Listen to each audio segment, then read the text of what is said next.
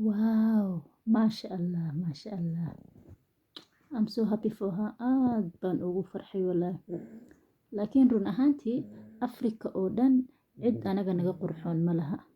Afrika haddii la dhaho Soomaali qurux cid ku gaarto ma lahan. Igu qaata waa faankii qof ah.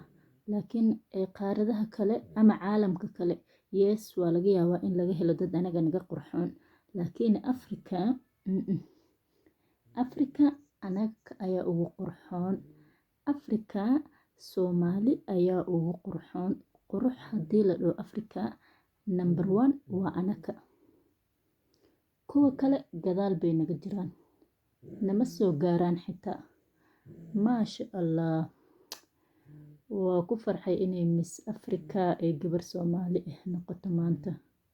Wow. Beautiful. Waa kuwa taabaayo. Quruxda Soomaali baa u tahay. Waan ogaa inaan reynayso ani. Waana kuu codeeyey. Maasha allah. Next time waxaan kuu rajeynayaa inaan noqoto Miss World. مبروك حبيبتي.